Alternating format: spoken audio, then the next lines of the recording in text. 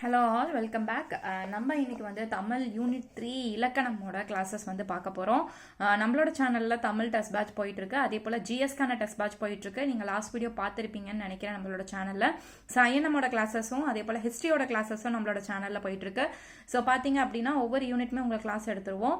So அதே போல் பார்த்தீங்கன்னா உங்களுக்கு 100 டேஸ்க்குள்ளே வந்து போர்ஷன்ஸை நம்ம கம்ப்ளீட் பண்ணிடலாம். இப்போ வந்து நம்ம தமிழ் பேட்ச்க்கான யூனிட் 3யோட இலக்கணம் கிளாஸஸ் வந்து பார்க்க போகிறோம். ஸோ ஃபர்ஸ்ட் டெஸ்ட்டில் வந்து உங்களுக்கு என்னென்ன ஷெடியூல் ஆயிருக்கு அப்படின்னு பார்த்தீங்கன்னா உங்களுக்கு வந்து தொடர்கள் இருக்கும். செய்வினை, செயற்பாட்டு வினை, தன்வினை, பிறவினை.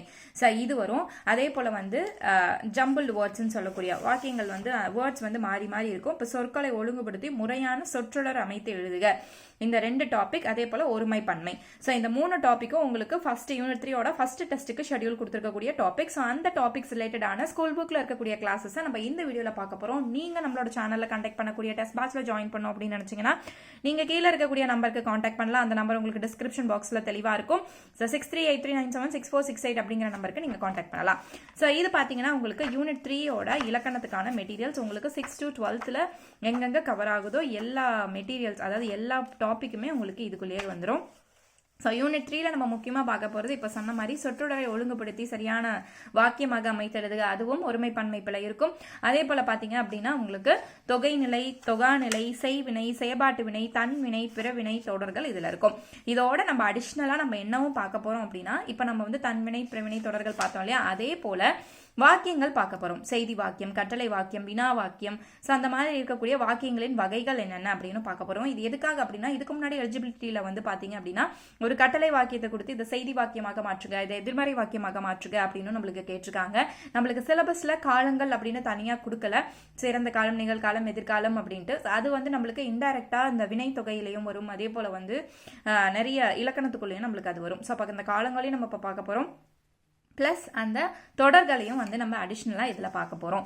ஓகே, ஸோ இந்த வீடியோவில் நம்ம இதை தான் பார்க்க போகிறோம். இதுக்கு முன்னாடி வந்து ஒரு நம்ம பேட்ச்ல இருக்கக்கூடிய ஒரு சிஸ்டர் வந்து கேட்டிருந்தாங்க, இந்த இணைப்பு தொடரான அந்த ஆனால், அதனால், ஏனெனில், ஏனென்றால், எனவே, அல்லது இந்த மாதிரியான வார்த்தைகளை எனக்கு எந்த வாக்கியத்தில் எப்படி அமைச்சு எழுதணும்னு கொஞ்சம் டவுட்டாக இருக்க சொல்லுங்க அப்படின்னு சொல்லி கேட்டிருந்தாங்க.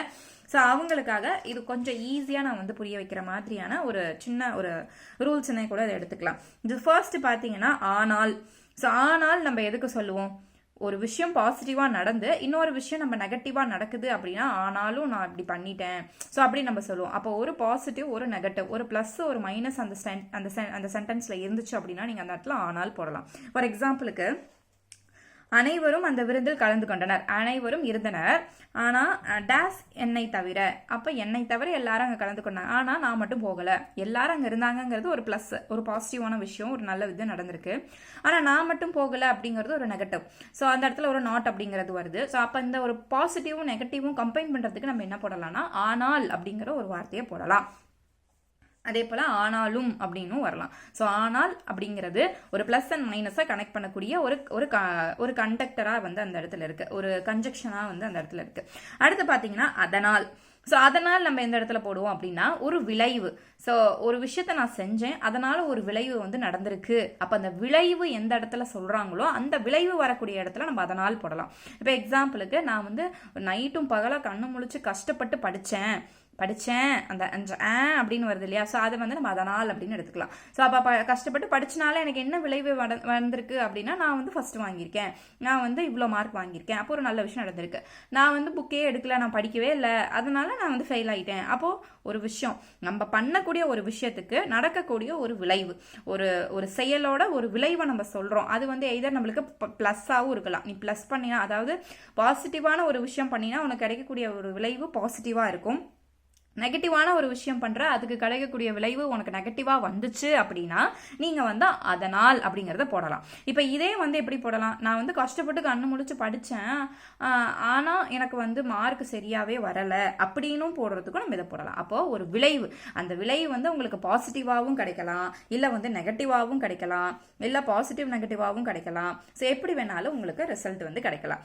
ஒரு விஷயத்த நம்ம செய்யறோம், அந்த விஷயத்தோட விளைவு உங்களுக்கு பாசிட்டிவா கிடைச்சாலும் அது விளைவுதான், நெகட்டிவா கிடைச்சாலும் அது விளைவுதான். அப்ப விளைவு எந்த இடத்துல வருதோ அந்த இடத்துல நம்ம என்ன போடலாம்? அதனால் அப்படிங்கறத நம்ம ஒரு கன்ஜெக்ஷனா நம்ம போடலாம். அப்ப அந்த கன்ஜெக்ஷன் அப்படிங்கிறது என்ன? இரு வாக்கியத்தை இணைக்கக்கூடிய ஒரு இதை நம்ம வந்து பயன்படுத்தலாம். அதே போல ஏனெனில் ஸோ இப்போ ஏனெனில் அப்படிங்கிறது எங்கே போடலாம் அப்படின்னா, ஏனெனில் எங்கே வரும் அப்படின்னா காரணம் கூறுதல். ஒரு விஷயத்துக்கான காரணத்தை நீங்கள் வந்து எந்த இடத்துல விளக்குறீங்களோ அந்த இடத்துல நீங்கள் ஏனெனில் போடலாம். இப்போ ஃபார் எக்ஸாம்பிளுக்கு என்ன சொல்லலாம் அப்படின்னா, இப்போ இது ரெண்டுமே உங்களுக்கு சிமிலர் தான். ஏனெனில், ஏனென்றால், இந்த ரெண்டுமே உங்களுக்கு ஒரே பயன்பாட்டை தான் குறிக்கும். இதுலேயே உங்களுக்கு வந்து பிரிச்சிங்கன்னா ஏன் அப்படிங்கிற ஒரு வார்த்தை வரும். இதுலேயும் அதே போல தான் ஏன். ஸோ ஏன் எனில் அப்படிங்கிறது வரும். இதை பிரிச்சா ஏன் கூட்டல் என்றால் அப்படின்னு வரும்.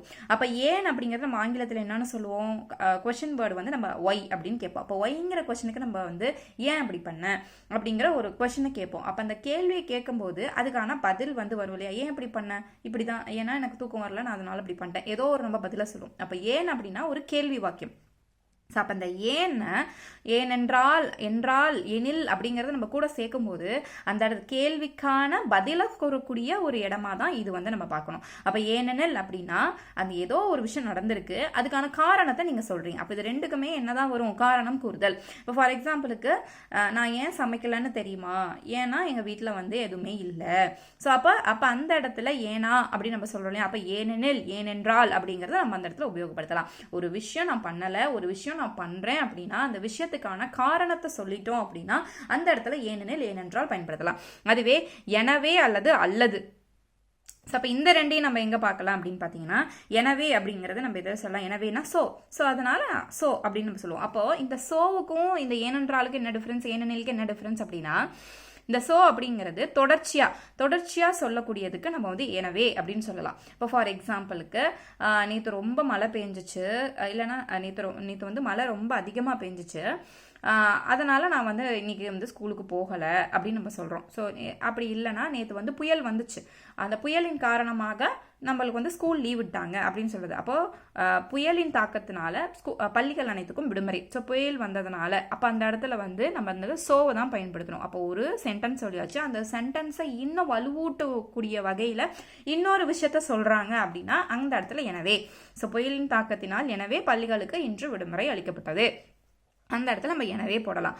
இப்போ ஒரு சென்டென்ஸ் இருக்குது. இப்போ வந்து ஃபார் எக்ஸாம்பிளுக்கு வள்ளி படம் வரைந்தால், ஸோ அப்படின்னு ஒரு சென்டென்ஸை சொல்கிறோம். அதை இன்னும் வலுவூட்டுற வகையில் அதுக்கு மேற்படியாக இன்னொன்று சொல்கிறாங்க, எனவே அவள் பாடம் படிக்கவில்லை. ஸோ அதுக்காக அந்த ரிலேட்டடான ஒரு இதை சொன்னாங்கன்னா எனவே அப்படின்னு போடணும். அல்லது அப்படின்னா அது எதிர்மறையாக நெகட்டிவாக சொல்லக்கூடியது, இது அல்லது அது, டீ அல்லது காஃபி, அந்த இடத்துல நம்ம அல்லதுங்கிற நெகட்டிவ் எதிர்மறையான வாக்கியத்துக்கு நம்ம அல்லது போடுவோம். இது மட்டும்தாங்க.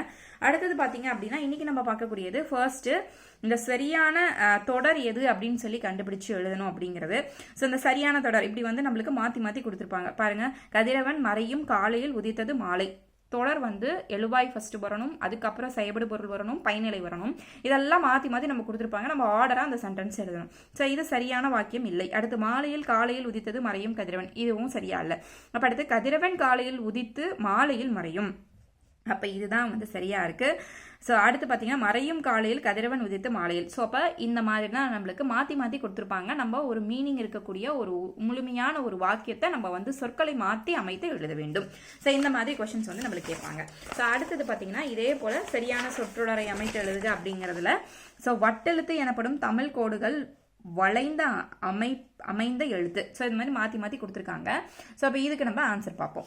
ஸோ ஃபர்ஸ்ட் என்ன வரும், தமிழ் கோடுகளால், ஃபர்ஸ்ட் இது வரும், தமிழ் கோடுகளால் அமைந்த வளைந்த அடுத்தது மூணாவதாக வரக்கூடியது வளைந்த எழுத்து வட்டெழுத்து எனப்படும்.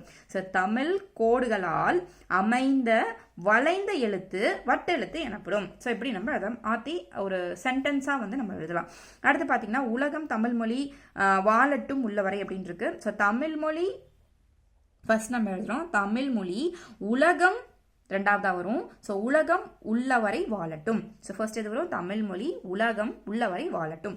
அடுத்து தேர்டு பார்த்தீங்க அப்படின்னா வென்றதை பரணி பகைவரை ஆகும் பாடும் இலக்கியம் அப்படின்னு கொடுத்துருக்காங்க. ஸோ ஃபர்ஸ்ட் இதுக்கு பகைவரை. ஸோ பகைவரை அப்படிங்கிறத தான் நம்ம வந்து ஃபர்ஸ்ட் எழுதணும். ஸோ பகைவரை வென்றதை பாடும் இலக்கியம் பரணி ஆகும். ஸோ ஃபர்ஸ்ட் எழுதியிருக்கோம் பகைவரை வென்றதை பாடும் இலக்கியம் பரணி ஆகும். அடுத்து கழுத்து பிறக்கும் இடம் உயிரெழுத்து ஆகும். அப்போ உயிரெழுத்து பிறக்கும் இடம் கழுத்து ஆகும். அடுத்து ஃபிஃப்த்து ஏகலை கலையை அம்புவிடும் தமிழ் என்றது. ஸோ இதை எப்படி மாற்றி எழுதலாம். ஸோ ஃபர்ஸ்ட் அம்புவிடும் கலையை, ரெண்டாவது கலையை வரும், அம்புவிடும் கலையை தமிழ் ஏகலை என்றது. ஸோ இந்த மாதிரி நம்மளுக்கு சென்டென்ஸ் மாற்றி கொடுத்துருப்பாங்க, வேர்ட்ஸ் மாற்றி கொடுத்துருப்பாங்க. அதை நம்ம ஆர்டராக அரேஞ்ச் பண்ணி எழுதி நம்ம வந்து சென்டென்ஸ் வந்து மேக் பண்ணணும். இது ஒரு ஃபர்ஸ்ட் டைப். நெக்ஸ்ட் பார்க்கறது வந்து தொடர் இலக்கணம் அப்படின்னு பார்க்க போகிறோம். ஸோ அதில் நம்ம பார்க்கக்கூடியது வந்து என்னென்ன பார்க்க போகிறோம் அப்படின்னா செய்வினை, செயபாட்டு வினை, தன்வினை, பிறவினை. இது ரொம்ப முக்கியமானது. இதை நீங்கள் வந்து தெளிவாக வந்து ஃபர்ஸ்ட் பார்த்துக்கோங்க. சரி, இப்போ இந்த தொடர் இலக்கணம் அப்படிங்கிறது என்ன? இப்போ தொடர் அப்படின்னா ஒரு வாக்கியம். அந்த வாக்கியம் வந்து எப்படி எழுதுவோம்? இப்போ நம்ம ஆங்கிலத்தில் சொல்லுவோம் சப்ஜெக்ட், அடுத்து வேர்பு, அடுத்து ஆப்ஜெக்ட், அடுத்து வந்து ஒரு அட்ஜெக்ட் வரலாம், இல்லை அட்ஜெக்டிவ் வரலாம். அப்படி நம்ம வந்து அதை வந்து நம்ம ஒரு சென்டென்ஸுக்குன்னு ஒரு இப்படி தான் இருக்கணும், சப்ஜெக்ட் தான் ஃபர்ஸ்ட் வரணும் அப்படின்னு நம்ம அமைக்கணும் இல்லையா? ஸோ அதே போல் தமிழில் வந்து ஃபர்ஸ்ட் நம்ம என்ன பண்ணணும் அப்படின்னா ஃபர்ஸ்ட் வரக்கூடியது எழுவாய். ஸோ அந்த எழுவாய் வந்து என்னவா அமையலாம்னா பெயர் சொல்லே எழுவாயாக அமையும். இதுதான் ஃபர்ஸ்ட். அடுத்தது அந்த எழுவாயை தொடர்ந்து வரக்கூடியது என்ன அப்படின்னு பார்த்தா செயபடு பொருள். அப்போ அந்த செயபடு பொருள் அப்படிங்கிறது என்ன அப்படின்னு பார்த்தோம்னா எழுவாய் வந்து ஒரு வினையை செய்ய அதற்கு அடிப்படையாக தேர்ந்தெடுக்கப்பட்ட பொருளே செயபடு பொருள் அப்படின்னு நம்ம சொல்றோம். அப்ப அந்த எழுவாய் ஒரு வினையை செய்யறதுக்கு தேர்ந்தெடுக்கக்கூடிய பொருள் வந்து செயபடு பொருள் அப்படின்னு வந்து சொல்றாங்க. அதுக்கு வந்து எடுத்துக்காட்டா இங்க வந்து ஒரு பெயர் சொல் எழுவாய் வந்து கொடுத்துருக்காங்க. ஸோ அதையும் நம்ம இப்போ வந்து எடுத்துக்காட்டையும் பார்த்துடலாம். ஸோ எக்ஸாம்பிள் இங்கே மேலேயே கொடுத்துருக்காங்க. மீனா கனகாம்பரத்தை சூடினால். மீனா அப்படிங்கிறது ஒரு பெயர் சொல். பெயர் சொல் என்னவா தான் இருக்கும்? அப்போ இது வந்து எழுவாயாக தான் இருக்கும். அடுத்து வரக்கூடிய கனகாம்பரம் அப்படிங்கிற ரெண்டாவது வரக்கூடியது தான் வந்து செயபடு பொருள். அடுத்தது சூடினால் அப்படிங்கிறது தான் நம்மளுக்கு இங்கே வேர்பு. இப்போ பார்த்தீங்கன்னா ஆங்கிலத்துக்கும் இதுக்கு பாருங்க டிஃப்ரென்ஸு. ஆப்ஜெக்ட் அவன் சென்டரில் கொடுப்பான், வேர்பை வந்து நம்ம கடைசியில் எழுத போகிறோம். ஸோ நம்ம அங்கே SVO பேட்டர்னில் எழுதுவோம், இங்கே வந்து SOV பேட்டர்னில் இருக்குது. ஸோ சப்ஜெக்ட்டுங்கிறது எழுவாய், ஓ அப்படிங்கிற ஆப்ஜெக்ட் வந்து தான் நம்மளுக்கு இங்கே சென்டரில் வருது, அதுதான் செயபடு பொருள். அப்போ எழுவாய் என்ன ஒரு விஷயத்த செய்யறாங்களோ அதை நம்ம செயபடு பொருள்னு சொல்றோம். அடுத்து என்ன வேலையை செய்யறாங்களோ அந்த வேலை வந்து நம்மளுக்கு கடைசியில சூடினோம். அந்த வேலையை தான் நம்ம வந்து பின்னாடி என்ன அப்படின்னு சொல்றோம் அப்படின்னா மூணாவது பயனிலை அப்படின்னு சொல்றோம். சரி, இதுதான் பயனிலை. அந்த பயனிலை வந்து ஒரு வினையாக தான் வரும். ஸோ படித்தான், எழுதினான், வந்தான் அப்படின்ட்டு ஒரு வினை. அது வினை முற்றா இருக்கலாம், இல்லை வினை எச்சமாக இருக்கலாம், பெயர் எச்சமாக இருக்கலாம். ஒரு வினை வந்து வரும் அந்த இடத்துல. ஸோ அப்போ வந்து இதுதான் இந்த மூணு தான் வந்து தொடர். அப்போ ஒரு தொடரில் வந்து ஃபர்ஸ்ட் என்ன வரணும்? எழுவாய், அடுத்து செயபடு பொருள், அடுத்து பயனிலை. இப்படி தான் வந்து நம்மளுக்கு ஆர்டராக வந்து வரும். ஓகே. ஸோ அப்போ இங்கே கொடுத்துருக்காங்க ஒரு தொடர் நம்ம எடுத்துக்கிட்டோம்னா அதில் எழுவாயும் செயபடு பொருளும் என்னவா தான் இருக்கணும்? பெயர் சொல்லாக தான் இருக்கணும். இப்போ ஃபார் எக்ஸாம்பிளுக்கு என்ன பார்த்தோம்? மீனா கனகாம்பரம் அப்படின்னு. அப்போ இது வந்து எழுவாய், இது வந்து செயபடு பொருள். ரெண்டுமே கனகாம்பரம்ங்கிறது பெயர் சொல்லு தான், மீனாங்கிறதும் பெயர் சொல்லு தான். அப்போ ஒரு தொடரில் எழுவாயும் அதே வந்து செயபடு பொருளும் என்னவா தான் இருக்கணும்? பெயர் சொல்லாக தான் இருக்கணும். அதே பயனிலை வந்து என்னவா தான் இருக்கணும்? வினைமுற்றாக தான் இருக்க வேண்டும். அடுத்தது இங்கே என்ன சொல்லியிருக்காங்கன்னா ஒரு தொடரில் செயபடு பொருள் வந்து இருக்க வேண்டும் அப்படிங்கிற ஒரு கட்டாயம் வந்து இல்லை. ஏன்னா அந்த இடத்துல நம்ம ரெண்டு ஆப்ஜெக்ட் சொல்றோம், அந்த சப்ஜெக்டும் ஒன்று தான், ஆப்ஜெக்டும் ஒன்று தான். ஸோ அந்த ரெண்டு ஆப்ஜெக்ட்ல ஏதாவது ஒன்று இருந்தாலும் பரவாயில்ல, அந்த இடத்துல செயபடு பொருள் இருக்கணும் அப்படிங்கிற கட்டாயம் இல்லை. ஆனால் கண்டிப்பாக என்ன இருக்கணும்? ஒரு எழுவாயும் ஒரு பயனிலையும் அந்த இடத்துல கண்டிப்பாக இருக்கணும் அப்படின்னு சொல்லியிருக்காங்க. இப்போ இந்த பயனிலையை வந்து இரண்டு வகையாக பிரிக்கிறாங்க. ஒன்று வந்து பெயர் பயனிலை, அதே போல் வந்து வினா பயனிலை அப்படின்னு இரண்டு வகையாக பிரிக்கிறாங்க இந்த பயனிலையை. இங்கே பார்த்தோம் இல்லையா, பயனிலை ரெண்டு வகையாக பிரிக்கிறாங்க.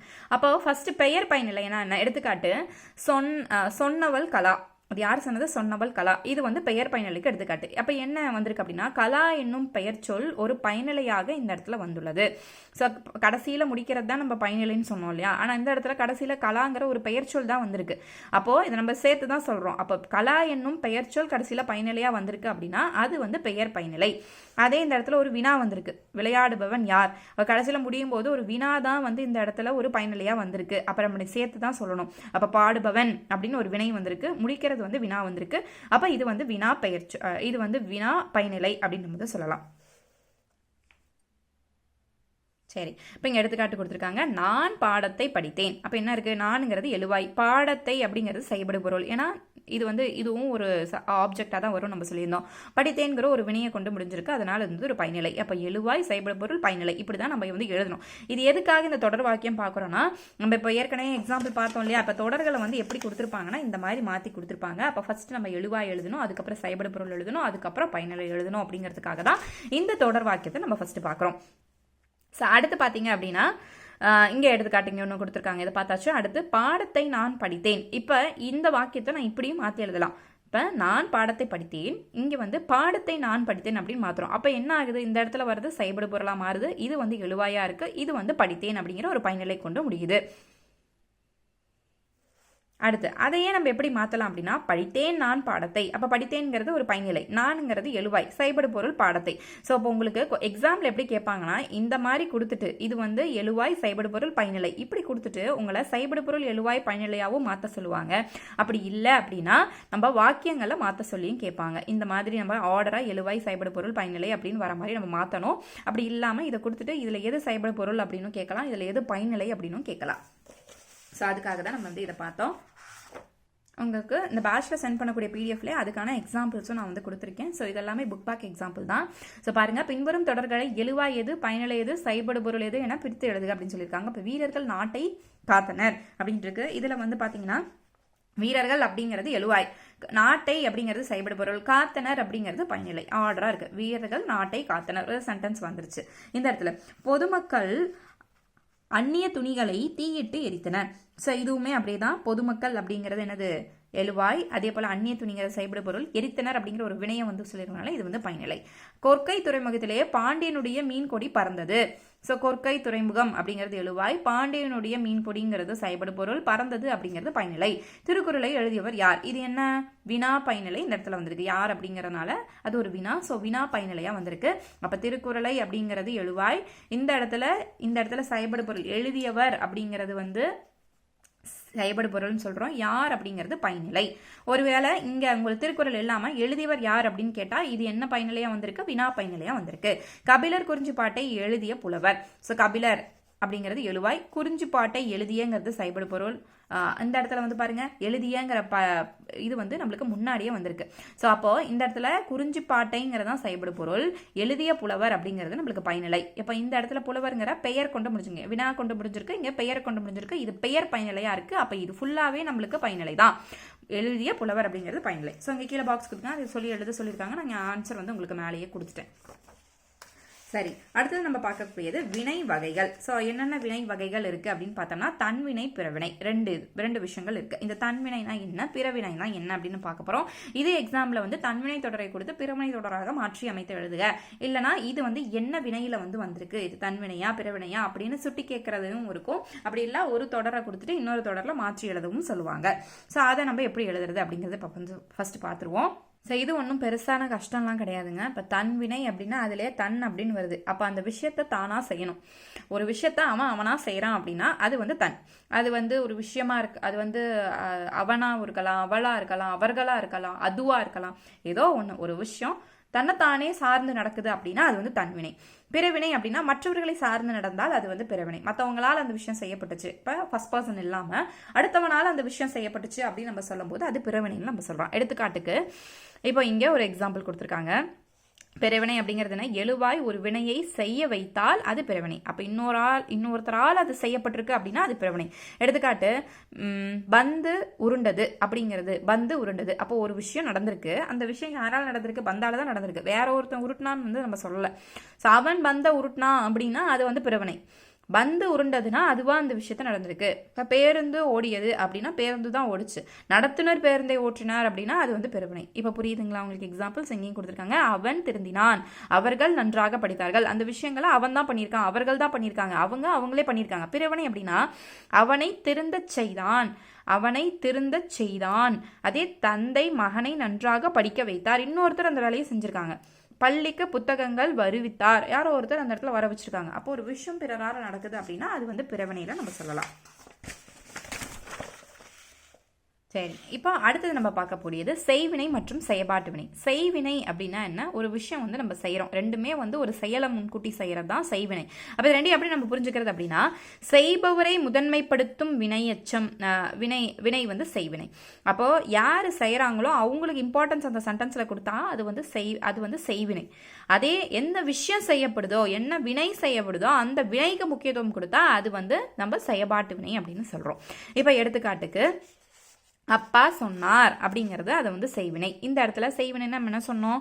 யாருக்கு இம்பார்ட்டன்ஸ் கொடுக்குறோம்? செய்பவருக்கு. யார் அப்படின்னா அது யார் அப்படிங்கிற கேள்வி வந்துச்சுனாலே அதை வந்து நம்ம செய்வினை அப்படின்னு சொல்கிறோம். அப்போ இந்த இடத்துல யார் அப்பாவை எடுத்துட்டா சொன்னார்னு வரும். அப்போ யார் சொன்னாங்க அப்படிங்கிறது அந்த இடத்துல மறைஞ்சு போயிடும். அப்போ யார் அப்படிங்கிற கேள்வி அந்த இடத்துல முக்கியத்துவமாக இருக்குது. அப்போ இதை வந்து நம்ம என்னென்னு சொல்கிறோம்? செய்வினை அப்படின்னு சொல்கிறோம். அடுத்து தோசை வைக்கப்பட்டது. அப்போ இந்த இடத்துல செயல்பாட்டு வினைக்கு நம்ம எதை சொல்லலாம் அப்படின்னா எது. எது அப்படிங்கிற கேள்விக்கு பதில் வரணும். அப்ப எது வைக்கப்பட்டது, எது செஞ்சது, எது நடந்தது, எது அப்படிங்கிற கேள்விக்கு பதில் வந்துச்சுன்னா அது செயல்பாட்டு வினை. ஸோ இது போலவே அடுத்த ஒரு எக்ஸாம்பிள், இது போலவே பாட்டு பாடுகிறாள். ஸோ இது போலவே அவள் வந்து பாட்டு பாடுகிறாள். அப்போ இந்த இடத்துல யார் பாடுறாங்க அப்படிங்கிற ஒரு கேள்வி வந்து இந்த இடத்துல வந்திருக்கு. அப்போ யாரு, அவள். ஸோ இது போலவே பாட்டு பாடுகிறாள் அவள் அப்படின்னு வந்திருக்கு, அது செய்வினை. ஸோ பாட்டு அவளால் பாடப்பட்டது, அப்போ அவள் என்ன பாடினா, எது என்ன அப்படிங்கிற அந்த வினையை வந்து குறிக்குது. ஸோ அப்போ வந்து அந்த இடத்துல நம்ம என்ன சொல்கிறோம், அதை வந்து செயபாட்டு தொடர், செயபாட்டு வினை தொடர் அப்படின்னு சொல்கிறோம். அப்போ செய்வினைனா என்ன, செயபாட்டு வினைனா என்ன, நம்மளுக்கு ஒரு கிளியராக ஐடியா வந்திருக்கும்னு நினைக்கிறேன். ஸோ கோவலன் கொலையுண்டான், ஓவியம் குமரனால் வரையப்பட்டது, வீடு கட்டியாயிற்று. ஸோ இதெல்லாமே எக்ஸாம்பிள் வந்து பார்த்தீங்க அப்படின்னா உங்களுக்கு. ஸோ இதில் வந்து செயல்பாட்டு வினையை நம்ம இன்னும் எப்படி கண்டுபிடிக்கிறது அப்படின்னா, நம்மளுக்கு இருக்கக்கூடிய துணை வினைச்சொல்லை வச்சு நம்ம கண்டுபிடிக்கலாம். என்னென்ன வினைச்சொல் அப்படி வரும்னா, படு அப்படிங்கிற ஒரு வினைச்சொல் வரும். அதே போல் போல, உன், பெரு இந்த மாதிரியான துணை வினைச்சொல்கள் அந்த செயல்பாட்டு வினையில் இருந்துச்சுன்னா நம்ம கண்டுபிடிச்சிக்கலாம். அப்போது அது மட்டும் இல்லாமல் ஆயிற்று, போயிற்று, போனது அப்படிங்கிற துணை வினைச்சொல் இருந்துச்சுனாலே அது வந்து என்னது, செயல்பாட்டு வினை அப்படின்னு நம்ம சொல்கிறோம். இப்போ இங்கே கோவலன் கொலையுண்டான், குமரனால் வரையப்பட்டது, அந்த இடத்துல ஆள் வருதுங்களா, அதே போல் போல அப்படிங்கிறது வருதா. ஸோ இதில் ஏதாவது ஒரு வினைச்சொல் வரும்போது நம்ம அதை ஈஸியாக ஐடென்டிஃபை பண்ணிக்கலாம், இது வந்து செயல்பாட்டு வினை அப்படின்னு சொல்லிட்டு. ஸோ இங்கே வந்து உங்களுக்கு கீழே கொடுத்துருக்காங்க பயன்பாட்டு தொடர்கள் அப்படின்னா, அப்துல் நேற்று வந்தான் அப்படிங்கிறது தன்வினை தொடர். அப்துல் நேற்று வருவித்தான், அது எப்படி மாற்றலாம், வந்தான வந்து வருவித்தான் அப்படின்னு நம்ம மாற்றுறோம், அது பிறவினை. அதே செய்வினை, கவிதா உரை படித்தாள். ஸோ அப்போ வந்து அந்த இடத்துல வர்றது செய்வினை, உரை கவிதாவால் படிக்கப்பட்டது. ஸோ அப்போ நம்ம செயல்பாட்டு வினையாக மாற்றும் போது முதல்ல நம்ம போடக்கூடியது பெயர் வரக்கூடாது, அந்த பெயரை நம்ம மாற்றி அந்த இடத்துல ஒரு வினையை வந்து போடணும். குமரன் மலைகள் நனைந்தான், இது வந்து உடன்பாட்டு வினை தொடர், அவன் உடன்பட்டு அந்த விஷயத்த வந்து செஞ்சிருக்கான். அதை எதிர்மறையாக மாற்றணும் அப்படின்னா, குமரன் மலையில் நனையவில்லை, இதுவும் கேட்க வாய்ப்பு இருக்கு. ஸோ எதிர்மறையை நம்ம மாற்றும் போது அந்த இடத்துல இல்லை அப்படிங்கிற ஒன்றை நம்ம வந்து அதில் ஆட் பண்ணிக்கணும். ஸோ எப்படி கொடுத்தாலும் தன்வினையை கொடுத்து பிறவினையை மாற்ற சொல்லலாம், செய்வினை கொடுத்து செயல்பாட்டு வினையை மாற்ற சொல்லலாம், உடன்பாட்டு தொடரை கொடுத்து நம்ம எதிர்மறையாகவும் மாற்ற சொல்லலாம். ஸோ நம்மளுக்கு சிலபஸில் இந்த 4 தான் வந்து கொடுத்துருக்காங்க. இது ரிமைனிங் இருக்கிறதையும் நம்ம வந்து இந்த இதில் பார்க்க போகிறோம். நான் சொன்னேன் இல்லையா, செய்தி தொடர், உணர்ச்சி தொடர், வினா தொடர், கட்டளை தொடர், எந்தெந்த தொடராக இருந்தாலுமே அதை அடுத்ததுக்காக நம்ம மாற்றுறதுக்கு தெரியணும். உடன்பாட்டு தொடர் அப்படின்னா அவனோட வில்லிங்னஸில் அந்த விஷயம் வந்து நடந்திருக்கு, அதை நம்ம எதிர்மறையாக மாற்றணும்னா, எதிர்மறைனா இல்லைங்கிறத ஆட் பண்ணும். அப்போ குமரன் மலையில் நனையவில்லை. அடுத்து என் அண்ணன் நாளை வருவான் அப்படிங்கிறது ஒரு செய்தி தொடர். எவ்வளவு உயரமான மரம் அப்படிங்கிறது உணர்ச்சி தொடர். ஒன்று இந்த ஆச்சரியக்குறியை வச்சு நம்ம கண்டுபிடிச்சிக்கலாம், அப்படி இல்லைன்னா ஏதாவது ஒரு வார்த்தை என்னே அழகு அப்படிங்கிற ஒரு வார்த்தைகளை வச்சு நம்ம கண்டுபிடிச்சிக்கலாம். அடுத்து உள்ளே பேசிக் கொண்டிருப்பவர் யார் அப்படிங்கிற ஒரு வினா எழுத்து வந்துச்சுன்னா அந்த இடத்துல வினா தொடர்னு சொல்கிறோம். பூக்களை பறிக்காதீர்கள் அப்படிங்கிறது ஒரு கட்டளை, இதை செய்யாத அப்படிங்கிறது ஒரு கட்டளை இடுறாங்க. இது நாற்காலி, அவன், மாணவன் அப்படிங்கிறதெல்லாம் பெயர் பயனிலை தொடரும். ஏற்கனவே பார்த்தோம், பெயர் பயனிலை நம்ம பார்த்துருப்போம். கடைசியில் அந்த பயனிலை வந்து பெயரை கொண்டு முடிஞ்சிருந்தா அது வந்து பெயர் பயனிலைன்னு பார்த்துருப்போம். அதே போல் வினா பயனிலையும் நம்ம பார்த்துருப்போம்.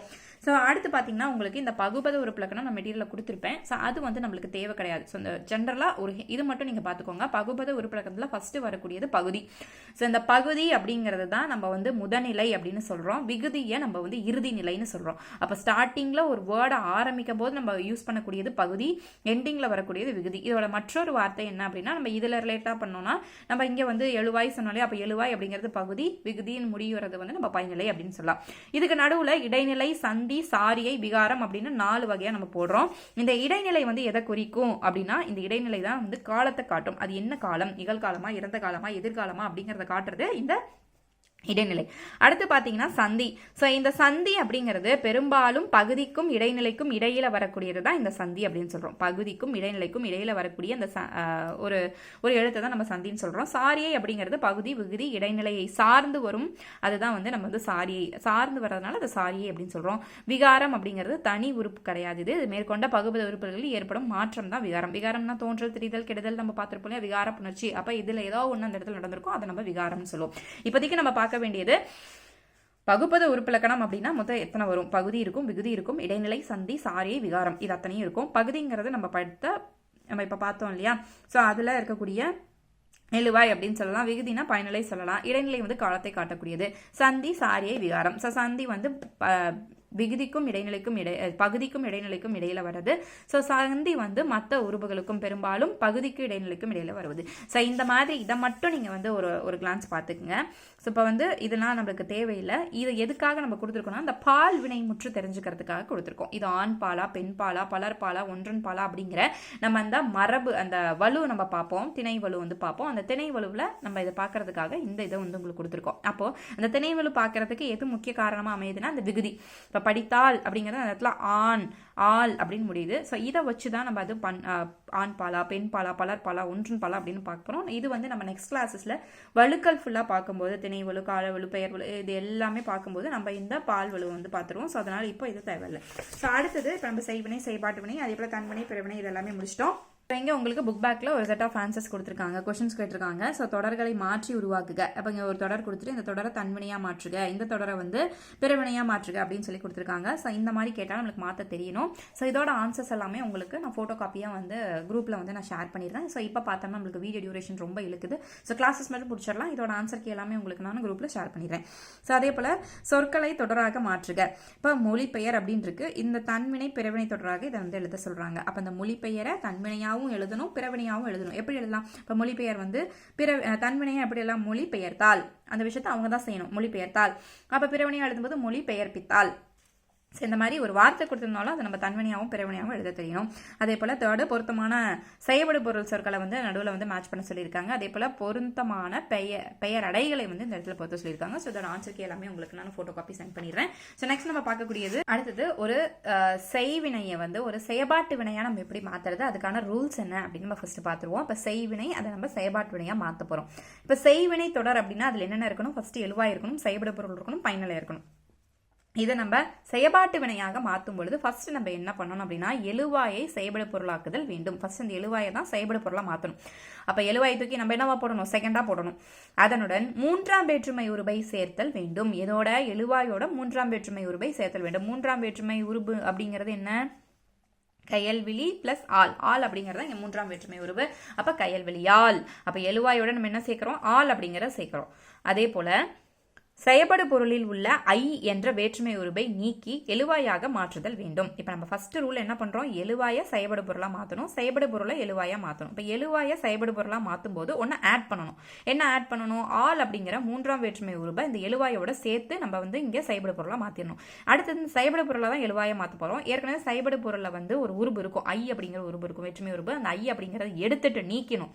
அப்ப எழுவாயா செயல்படு பொருளா மாத்தும் போது ஒன்னு ஆட் ஆகுது, செயல்படு பொருள் எழுவாயா மாத்தும் போது ஒன்னு மைனஸ் பண்ணணும், ஒன்னு நீக்கணும். அந்த ஐய நீக்கணும். இப்ப திருக்குறளை அப்படின்னா திருக்குறள் அப்படின்னு நம்ம மாத்தணும். அடுத்தது மூணாவது பாத்தீங்கன்னா பயனிலையுடன் படு பட்டது என்னும் துணை வினை சொல்லை சேர்த்து எழுத வேண்டும். நம்ம ஏற்கனவே பார்த்தோம் துணை வினை சொல்லலாம் என்ன அப்படின்ட்டு ஞாபகம் இருக்கும்னு நினைக்கிறேன். சரி பாருங்க, படு அதே போல உன் பெரு இதெல்லாமே வந்து துணை வினைச்சொல். அது வந்து எதோட நம்ம சேர்க்கணும் அப்படின்னா கடைசியா எழுதக்கூடிய பயனிலையோட. ஸோ அப்ப கொலையுண்டான், ஆண், பட்டது, ஆயிற்று, ஸோ போனது, வந்தது, போனது, இந்த மாதிரியான கடைசியில் நம்ம அதை ஆட் பண்ணக்கூடியதான் அந்த துணை வினைச்சொல் அப்படிங்கிறது. ஸோ அதை வந்து நம்ம இதோட ஆட் பண்ணிக்கணும். அப்போ பயனிலுடன் படுபட்டது அப்படிங்க படித்தால் அப்படின்னா படிக்கப்பட்டது அப்படிங்கிறத நம்ம கடைசியாக சேர்த்துக்கணும். இப்போ எக்ஸாம்பிளுக்கு குறிஞ்சி களி கபிலரால் இயற்றப்பட்டது. செய்வினை பார்த்தீங்கன்னா கபிலர் குறிஞ்சி களியை ஏற்றினார், இதுதான் செய்வினை. இப்போ இந்த செயற்பாட்டை நம்ம எப்படி மாற்றலாம்? இப்போ குறிஞ்சி களிங்கிறது ஃபர்ஸ்ட் இங்கே வந்துடும், கபிலருங்கிறது இங்கே வந்துடும். அப்போ ஃபர்ஸ்ட் நம்ம இங்கே ஆட் பண்ணும்போது கபிலர் ஆள்ங்கிறத சேர்க்கணும் இல்லையா? அப்ப கபிலரால் இங்க அந்த ஐயை எடுத்துடணும். அப்ப குறிஞ்சி களி கபிலரால் ஏற்றப்பட்டது அப்படிங்கிற துணைவினையை சேர்த்துக்கணும். ஸோ இதுதான் வந்து ரூல்ஸ், 3 ரூல். இப்போ எழுவாய செயல்படு பொருளா ஃபர்ஸ்ட் மாற்றணும். அதுக்கு நம்ம வந்து ஒரு ஊமை ஒரு ஆளை சேர்க்கணும், ஐங்கிறத நீக்கணும். அதுக்கப்புறம் வந்து பது பட்டது அப்படிங்கிறத கடைசியில் நம்ம ஆட் பண்ணிக்கணும். ஸோ இதுக்கான ஆன்சர்ஸும் உங்களுக்கு நான் வந்து கொடுத்துறேன். கீழ்காணும் தொடர்களை செயல்பாட்டு வினைகளாக மாற்றுக அப்படின்னு கொடுத்துருக்காங்க. ஸோ இதை வந்து செய்வினையாக மாற்றுக அப்படின்னு கொடுத்துருக்காங்க. இந்த ஆன்சர்ஸோட ஃபோட்டோ காப்பி எல்லாமே உங்களுக்கு நான் குரூப்பில் வந்து ஷேர் பண்ணிடுறேன். ஸோ அடுத்து பார்த்தீங்கன்னா நம்ம பார்க்கக்கூடியது அடுத்து வந்து உங்களுக்கு வேற்றுமை வந்து கொடுத்துருப்பேன். இந்த வேற்றுமை ஜஸ்ட் ஒரு கிளான்ஸ் வந்து நீங்கள் ரீட் பண்ணி பார்த்துக்கோங்க. வேற்றுமை உருபுகள் என்னென்ன, ஸோ எதுக்காக அப்படின்னா அந்த ஐயாளுக்கும் இன்னதுக்கன் அப்படிங்கிற அந்த உருபுகள் வந்து முதல் வேற்றுமை, இரண்டாம் வேற்றுமை, அது எந்த இடத்துல வரும், வெளி வேற்றுமையில் வருமா, ஸோ அதோட இப்போ நம்ம 2 இதை வந்து நம்ம ஜாயின் பண்ணுறோம் அப்படின்னா அதுக்கு வந்து நம்மளுக்கு வேற்றுமை உருபு அவசியம். ஸோ அதுக்காக இந்த வேற்றுமை கொடுத்துருக்கேன். இப்போ முதல் வேற்றுமை அப்படிங்கிறதுக்கு உருபு கிடையாது. அதோட சொல்லுருபு என்ன அப்படின்னா ஆவான், ஆனவன், ஆவான், ஆகின்றவன் அப்படின்னு நம்ம கடைசியில் மாற்றணும்.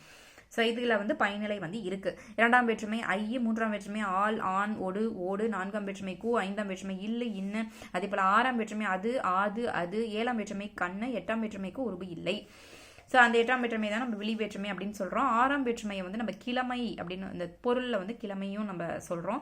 ஏழாம் வேற்றுமையை வந்து நம்ம இடம் காலமுக்கு பயன்படுத்துகிறோம். ஸோ இது வந்து எந்த மாதிரியான கண்டென்ட்டுக்கு நம்ம எந்த வேற்றுமையை பயன்படுத்துகிறோம் அப்படி. இப்போ கிழமைனா ஆறாம் வேற்றுமை பயன்படுத்துகிறோம். இடமு கால குறிக்கணும்னா அது ஏழாம் வேற்றுமையான கண் வந்து நம்ம பயன்படுத்துகிறோம். ஏதோ ஒரு நீக்கலோ ஒப்புக்கொள்றதோ இல்லை ஒரு எல்லையை குறிக்கிறதோ இல்லை ஏதுன்னு கேட்கறதுக்கோ அதுக்கு நம்ம வந்து இந்த இன் அப்படிங்கிற அந்த உருபை நம்ம பயன்படுத்தலாம். ஸோ கொடை, பகை, நட்பு, தகுதி, ஸோ இந்த மாதிரியான கண்டென்ட்டுக்கு நம்ம எதை யூஸ் பண்ணுறோம் அப்படிங்கிறது நீங்கள் கொடுத்துருக்காங்க. அதோட சொல்லுருபு என்னென்ன அப்படிங்கிறது நீங்கள் கொடுத்துருக்காங்க. இதை மட்டும் நீங்கள் வந்து ரீட் பண்ணிக்கோங்க. ஸோ இந்த புக் பேக் ஆன்சர் அதே தான். ஸோ பெயர்ச்சொல்லின் பொருளை வேறுபடுத்தி காட்டுவது வேற்றுமை. எட்டாம் வேற்றுமை நம்ம விழி வேற்றுமைன்னு சொல்கிறோம். உடனிகழ்ச்சி பொருளில் டாஸ் வேற்றுமை வரும் அப்படின்னா மூன்றாம் வேற்றுமை தான் வரும். அதே போல வந்து அறந்தான் வருவதே இன்பம் இத்தொடரில் டாஸ் வேற்றுமை பயன்படுது ஆண் அப்படிங்கிற மூன்றாம் வேற்றுமை உருவம் வந்திருக்கு. மலர் பானையை வணைந்தால் ஸோ இத்தொடர் டாஸ் பொருளை குறிக்கிறது அப்படின்னா ஆக்கல் பொருள் ஒரு பொருள் உருவாயிருக்கு. ஸோ அதே போல பொறுத்துக்க மூன்றாம் வேற்றுமை உருவு மன்னனால் குதிரை விளையப்பட்டது. அதே போல நான்காம் வேற்றுமை வந்து ராமனுக்கு தம்பி லக்வனன். ஐந்தாம் வேற்றுமை பார்த்தீங்க அப்படின்னா ஏவுதல்களில் சிறந்தவன் ஏகலைவன். ஆறாம் வேற்றுமை பார்த்தீங்கன்னா பாரினது தேர் அப்படிங்கிறது ஃபோர்த்து. அடுத்தது நம்ம பார்க்கக்கூடிய ஒரு இம்பார்ட்டன்டான டாபிக் தொகைநிலை மற்றும் தொகாநிலை தொடர்கள் என்னென்ன. இப்போ தொகைநிலைகளில் மொத்தம் நம்ம 6 தான் பார்க்க போகிறோம். அந்த 6ல் நம்ம ஃபர்ஸ்ட் பார்க்கக்கூடிய தொகைநிலை வேற்றுமை தொகை. ஸோ அதனால தான் இதுக்கு முன்னாடி வேற்றுமைனா என்ன, வேற்றுமை உருபுகள் என்னென்ன, எந்த இடத்துல அது வந்து தொகை அது வரக்கூடிய இடங்கள் என்னென்ன அப்படிங்கிறதுக்கு நான் ஒரு டேபிளர் காலம் கொடுத்துருந்தேன்.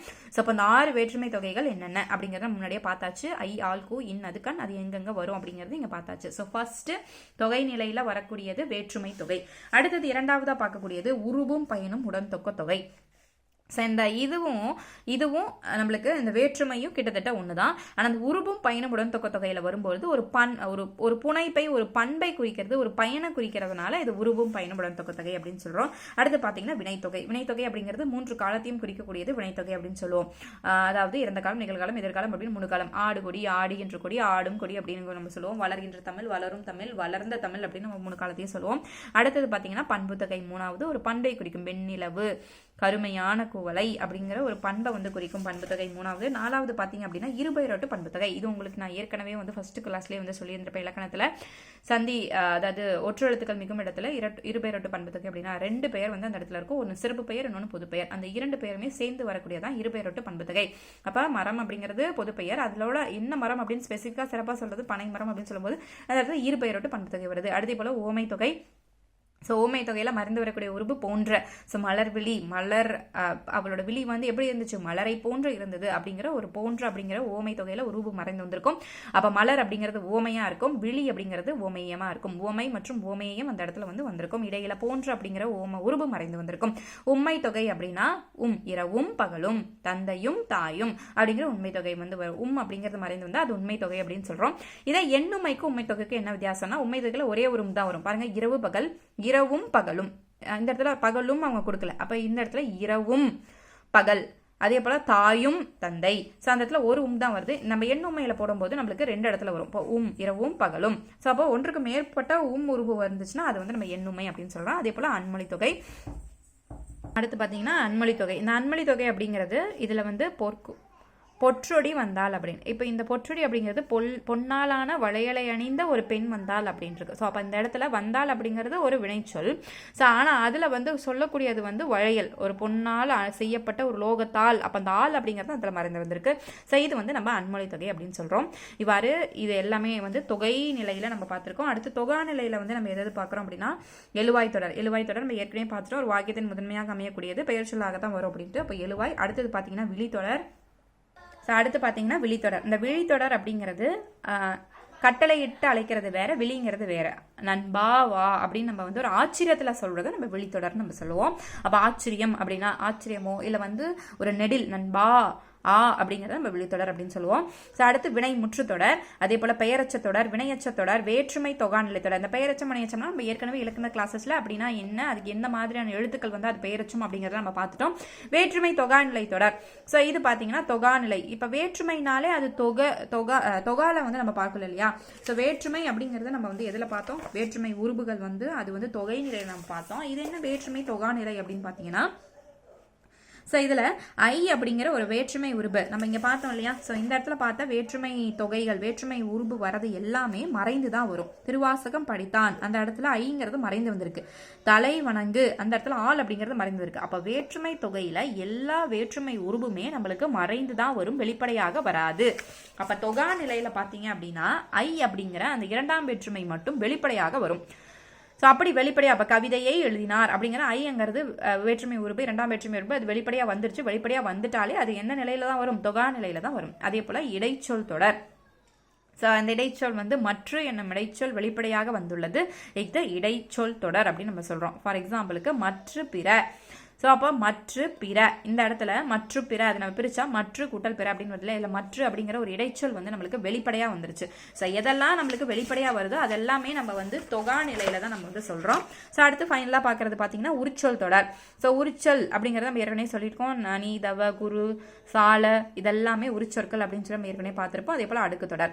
ஸோ இன்னொரு டிஃபரன்ஸ் மட்டும் பார்த்துருவோம், அடுக்கு தொடர் மற்றும் இரட்டை கிளவி. இதில் இருக்கக்கூடிய ரிமைனிங் எல்லாமே அதே தொகை நிலை தொகா நிலை தான். இது எல்லாமே உங்களுக்கு ஒரே கண்டென்ட் தான் சொல்லக்கூடியது. ஸோ இதை நீங்க எல்லாமே ஒரு கிளான்ஸ் ரீட் பண்ணிட்டீங்கனாலே இது எல்லாமே உங்களுக்கு போதுமானதாக தான் இருக்கும். ஸோ அதே கண்டென்ட் தான் திருப்பி சொல்லியிருப்பாங்க. இதில் இருக்கக்கூடிய ஆன்சர்ஸ் எல்லாமே உங்களுக்கு நான் போட்டோ காப்பியில் நான் உங்களுக்கு சென்ட் பண்ணிடுவேன்.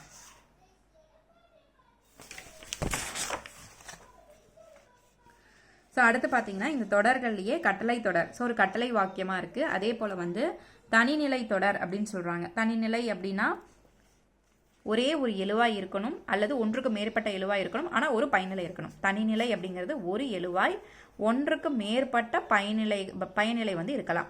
இது அதோட ரூல். அதே போல் தொடர்நிலை அப்படிங்கிறது என்ன அப்படின்னு பார்த்தோம்னா ஒரு எழுவாய் பல பயணிகள் இருக்கலாம். எழுவாய் எத்தனை தான் இருக்கணும், ஒன்று தான் இருக்கணும். பயனிலைகள் பல இருக்கணும். இங்கே ஒரு எழுவாய் ஒன்றுக்கு மேற்பட்ட எழுவாய்கள் இருக்கலாம், ஆனால் பயனிலை ஒன்று தான் இருக்கணும். எழுவாய் தான் ஒன்றுக்கு மேற்பட்டது இருக்கலாம். ஏன்னா மா, பலா, வலை அப்படிங்கிறது பல எழுவாய்கள், ஆனால் பயனிலை எத்தனை இருக்கு, ஒன்று தான் இருக்கு. ஸோ இது தொடர்நிலை. அடுத்து பார்த்தீங்க அப்படின்னா கலவை தொடர். ஸோ கலவை அப்படிங்கிறது இது எல்லாமே கலந்து, ஸோ ஒரு தனிச்சொற்றொடர் ஒன்று அல்லது அதற்கு மேற்பட்ட துணை தொடர்களுடன் கலந்து வருவது நம்ம கலவை தொடர். நம்ம ஏற்கனவே பார்த்தோம் அந்த ஆனால் அப்படிங்கிறது பார்த்தோம் இல்லையா.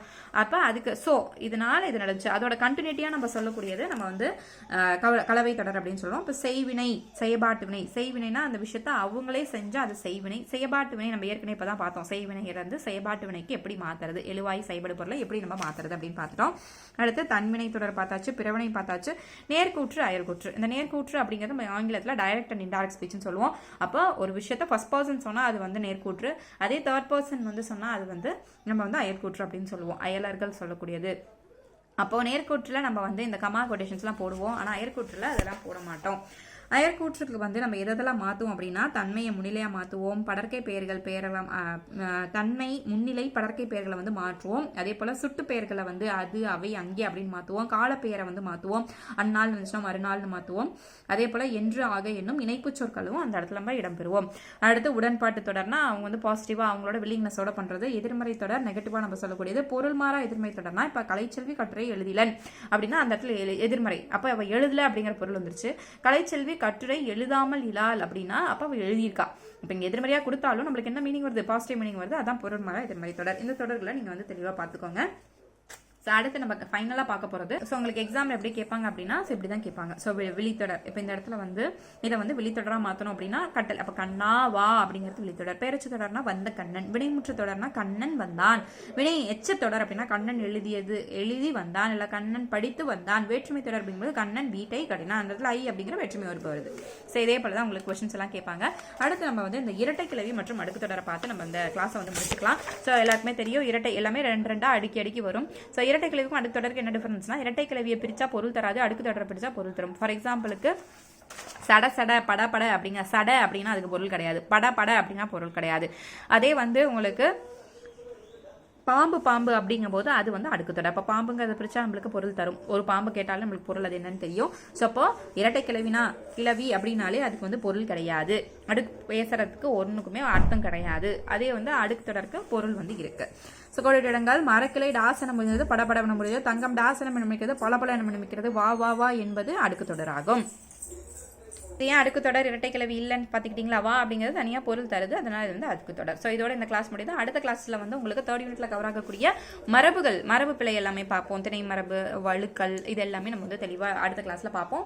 நீங்கள் நம்மளோட சேனலில் கண்டக்ட் ஆகக்கூடிய தமிழ் டெஸ்ட் பேட்சாக இருக்கட்டும் இல்லை ஜிஎஸ் டெஸ்ட் பேட்சாக இருக்கட்டும், நீங்கள் அதில் ஜாயின் பண்ணணும்னு நினச்சிங்கன்னா நீங்கள் டேரெக்டாக வந்து டிஸ்கிரிப்ஷன் பாக்ஸில் இருக்கக்கூடிய வாட்ஸ்அப் நம்பருக்கு நீங்கள் டெக்ஸ்ட் பண்ணி நீங்கள் காண்டாக்ட் பண்ணிக்கலாம். ஸோ நீங்கள் காண்டாக்ட் பண்ண வேண்டிய நம்பர் 6383976468. இன்னும் அட்மிஷன் போயிட்டு தான் இருக்குது. ஸோ ஜிஎஸ்க்கு 100 டேஸ்க்குள்ள உங்களுக்கு சிலபஸ் முடிக்க வச்சு அதே போல் உங்களுக்கு கிளாஸஸும் கண்டக்ட் பண்ணி இம்பார்ட்டன்ட் கொஸ்டின்ஸ் என்ன ப்ரீவியஸ் இயர் கொஸ்டின்ஸ்ல என்னென்ன கேட்டிருக்காங்க எல்லாமே முதற்கொண்டு உங்களுக்கு தெளிவாக அந்த வீடியோ கிளாஸஸ்லேயே நாங்கள் வந்து கொடுத்துருவோம். ஸோ ப்ளஸ் உங்களுக்கு எங்கே படிக்கணும் அப்படிங்கிற வேட் ஸ்டடி உங்களுக்கு தரவாக தெளிவாக வந்து கிடச்சிரும். ஸோ நீங்கள் இந்த பேட்சில் ஜாயின் பண்ணுங்கள். அட்மிஷன் கோயிங் ஆன் ஆகிட்டு தான் இருக்குது. ஸோ நீங்கள் மறக்காமல் இந்த பேட்சில் ஜாயின் பண்ணிக்கலாம். ரொம்ப யூஸ்ஃபுல்லாக இருக்கும். தேங்க்யூ.